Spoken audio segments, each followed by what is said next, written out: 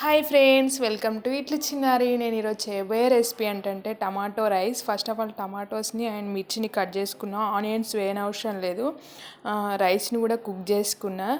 ముందుగా నా channel subscribe చేసుకోకపోతే చేసుకోండి. గ్యాస్ ఆన్ చేసి ప్యాన్ పెట్టేసి ఆయిల్ వేసుకున్నా.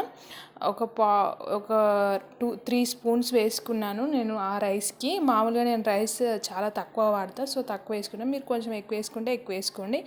తర్వాత నేను మా మిర్చి కొంచెం కారం తక్కువగా ఉన్నాయి, సో నేను ఒక 8 మిర్చి వేసుకున్నాను. మీరు కారాన్ని బట్టి వేసుకోండి.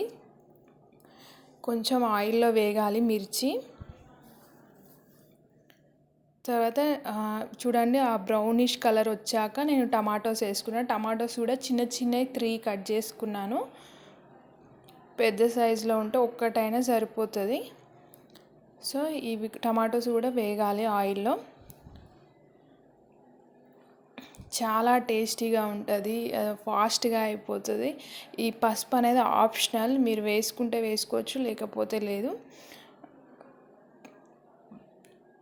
ఫాస్ట్గా అయిపోతుంది, చాలా టేస్టీగా ఉంటుంది. వెజిటేబుల్స్ కూడా ఏం లేనప్పుడు, టమాటోస్ 1-2 ఉన్నప్పుడు ఇలా ట్రై చేయండి, చాలా టేస్టీగా ఉంటుంది.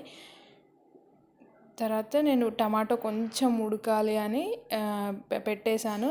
ఒక 2 మినిట్స్ తర్వాత తీసాను. చూడండి, కన్సిస్టెన్సీ అనేది ఇలా అయింది. టమాటో ఎంత ఉడికితే అంత టేస్టీగా అనిపిస్తుంది.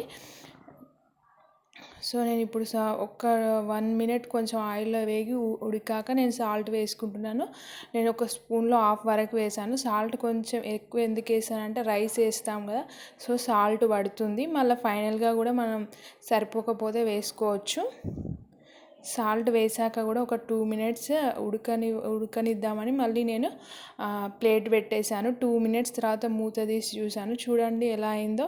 ఆయిల్ అంతా పైకి వస్తుంది కదా, కొంచెం సపరేట్ అవుతుంది చూడండి. ఇప్పుడు మనం ధనియా పౌడర్ వేసుకోవాలి.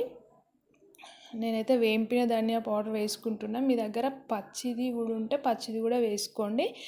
కొత్తిమీర కూడా ఉంటే ఇప్పుడు వేసుకోండి. నా దగ్గర కొత్తిమీర అయిపోయింది, సో నేను కొత్తిమీర వేయలేదు.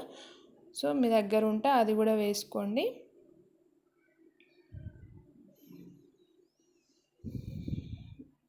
ధనియా పౌడర్ వేసిన తర్వాత ఒక 1 మినిట్కి నేను రైస్ వేసేస్తున్నాను.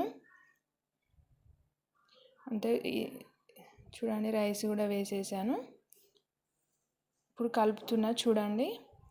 రైస్ వేసేటప్పుడు సిమ్లో ఉంచాలి. నేను తర్వాత మీడియం ఫ్లేమ్లోనే కలుపుకోవాలి. నేను ఈ రైస్ మొత్తం ప్రాసెస్ చేయడం మీడియం ఫ్లేమ్లోనే చేశాను.